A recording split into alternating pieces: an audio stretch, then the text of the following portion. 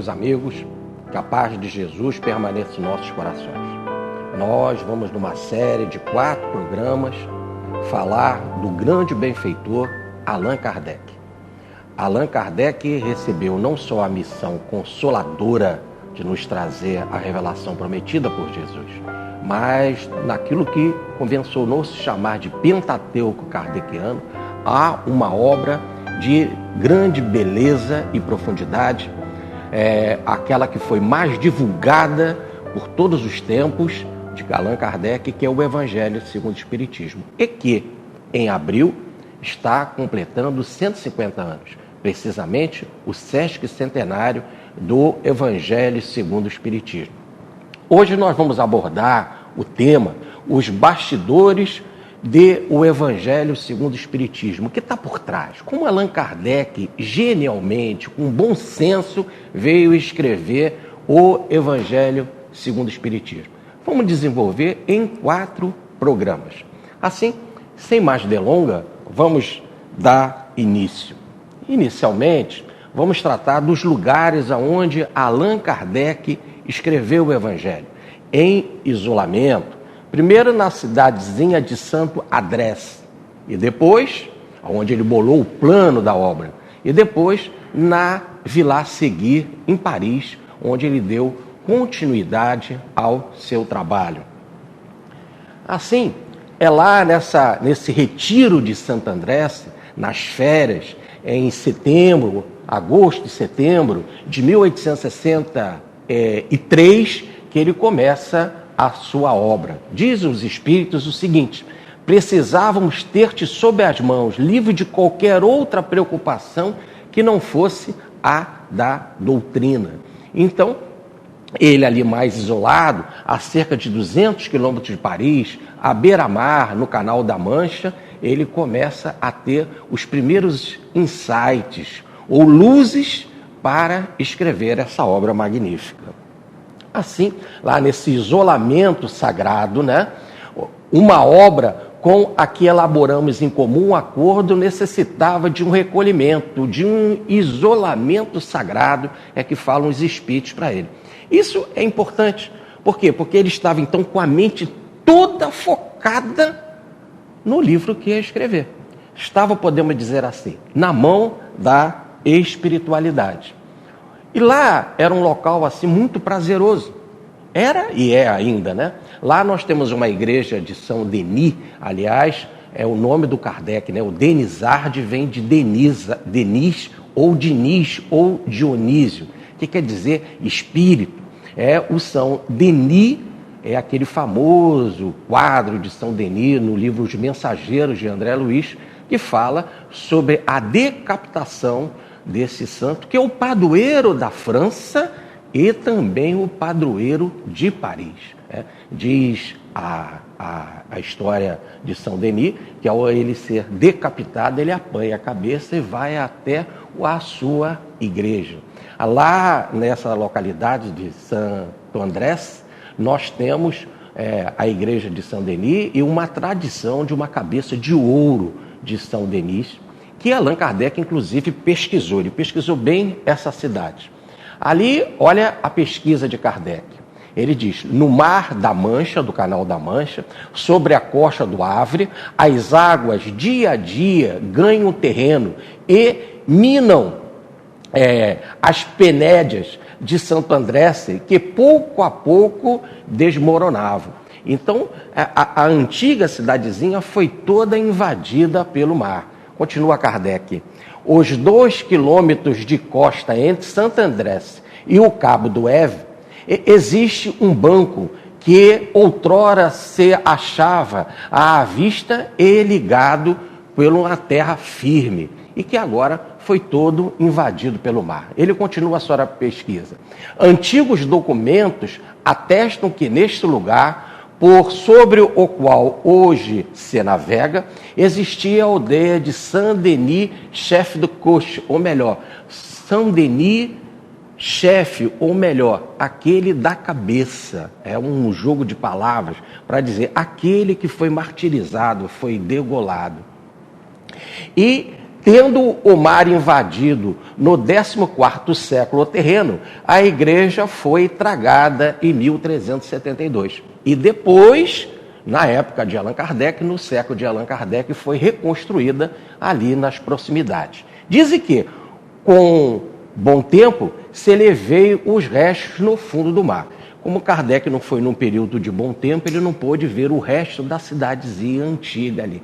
Então ele passeava, ele pesquisava e com a ajuda da espiritualidade veio a escrever o Evangelho segundo o Espiritismo. Ali também, da época de Kardec, foi criada em 1857 uma igreja dedicada à Nossa Senhora. Então, é um balneário muito gostoso, à beira do mar, ao mesmo tempo rico em espiritualidade. Nós temos também que o nosso Claude Monet, o grande pintor, se inspirou muito em Santo André. Lá ele vai fazer suas belas pinturas. Repare que com as pinturas de Claude Monet, nós podemos imaginar o local bem retirado e agradável em que Allan Kardec se encontrava. Depois ele sai de Santo André e vai para Vilar Segui, né? Desde o meu retorno de Santo André, me havia retirado para seguir, inclusive, em boa parte do tempo, sem a presença de Madame Boudet. Assim ele ficava mais isolado, num local agradável, de frente para a janela. Ele vai dar continuidade à elaboração do Evangelho segundo o Espiritismo. Uma senhorita, a senhora V, natural de Lyon, que estava em visita em Paris, foi lá na rua Saint-Anne, onde era a Sociedade de Paris, e lá ela não encontrou Allan Kardec, mas ela encontrou a Madame. E de lá, através de um fenômeno de dupla vista, ela foi até Vilar Segui, aonde Kardec estava escrevendo o Evangelho. E ela, então, comenta, achava-se num aposento muito iluminado, no pavimento térreo. Há ali 3 janelas, por toda parte árvores e flores. Tudo respira calma e tranquilidade. Ele estava sentado próximo a uma janela trabalhando. Vejo um espírito que segura um livro de grandes proporções. O espírito abre o livro e mostra-me o que se acha escrito. E leio o Evangelho. Olha, Kardec não tinha contado para ninguém que estava escrevendo sobre o Evangelho. Então a visão espiritual mostra não só ele num local bem tranquilo, de frente para a janela, cercado de flores, mas a espiritualidade acompanhando Kardec e dizendo sobre o que ele estava escrevendo, que era sobre o Evangelho.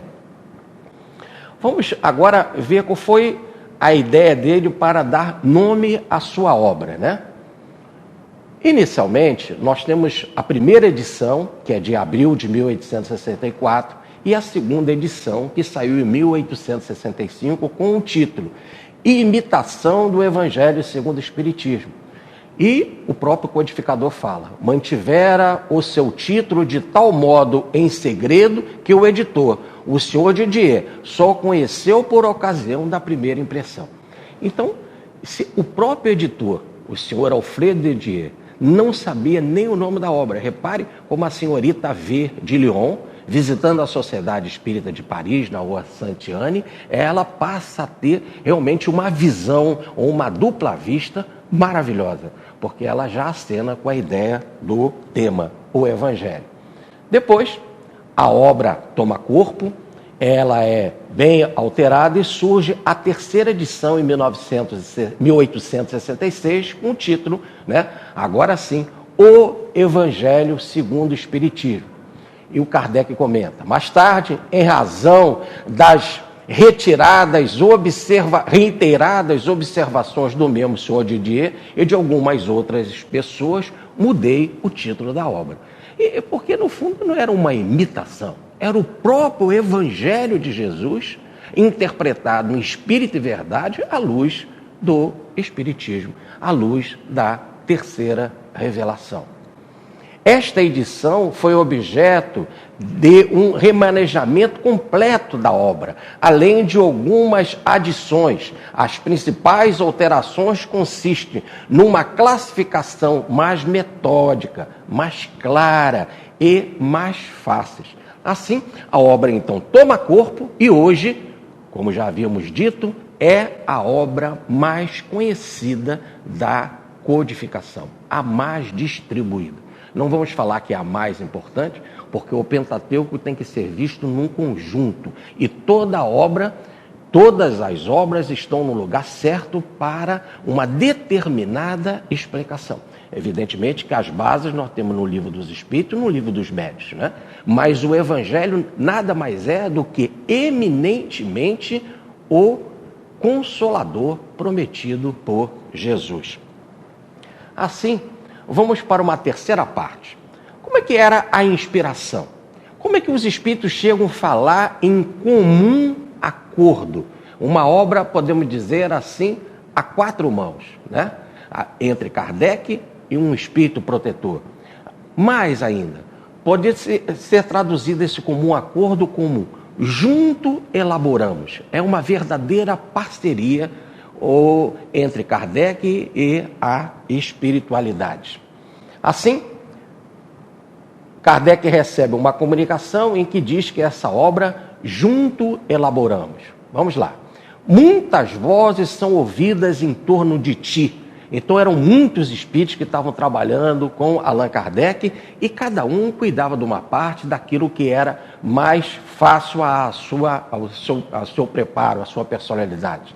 Teu cérebro recebe nossas inspirações com uma facilidade que nem tu mesmo suspeitas.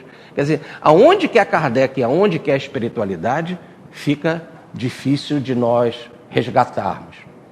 Nossa ação, sobretudo a do Espírito de verdade, é constante ao teu redor, e de tal forma que não podes negar a presença, inclusive, do Espírito de verdade.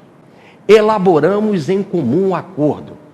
Dr. Bezerra, quando traduz o livro Obras Póstumas, a tradução do Dr. Bezerra é a seguinte: junto elaboramos. Olha a bela interpretação do tradutor, no caso Bezerra de Menezes. Comum acordo é junto elaboramos. Trabalho de verdadeira parceria. Kardec então confirma: os espíritos tomavam parte ativa em meus trabalhos. A palavra ativa mostra que não era só uma inspiração, era mais. Chegava a ponto de textos chegarem na mão dele, livros, observações que deixavam ele a cavaleiro, de forma extremamente tranquila, para realmente dizer assim, que eles, os espíritos, intervinham mesmo na elaboração da obra. E ele tinha a proteção do guia de todos nós, que é Jesus. Aliás, como diz o médium Alice Dambel numa comunicação para ele. A proteção do teu guia, do guia de todos nós. O auxílio devotado dos espíritos que te são mais fáceis e em cujo número dignaste de me incluir sempre. Conta conosco e principalmente com a grande alma do mestre de todos nós, que te protege de modo muito particular. Assim, nós temos que o mestre Jesus, de forma particular, de forma bem cuidada, estava próximo. Afinal, era um desenvolvimento do próprio Evangelho, trazido por Jesus e escrito pelos chamados apóstolos evangelistas, Mateus, Marcos, Lucas e João. Assim, era uma multidão de espíritos, dizia em uma outra comunicação a senhora vê. Ele está cercado por uma multidão de espíritos que lhe conservam a saúde. Alguns há que parecem muito elevados e o inspiram, mas um deles especialmente parece ser superior aos demais, sendo-lhes objetos de deferência, que no caso era Jesus. Agora, observe que coisa interessante, eles não só inspiravam Kardec, cuidavam da elaboração da obra, mas, em detalhe, cuidavam da saúde do codificador. O desgaste psíquico, emocional, o assédio da espiritualidade inferior era intenso. Afinal, esta obra, o Evangelho, vinha para revolucionar e trazer Jesus de volta ao coração das pessoas. Assim, vamos agora entrar num outro ponto, que é o significado da obra. O que ela significa? Para isso, nós vamos deixar para observar num próximo programa. Continuamos, então, na próxima apresentação, o estudo do Evangelho segundo o Espiritismo e o benefício que Allan Kardec nos trouxe.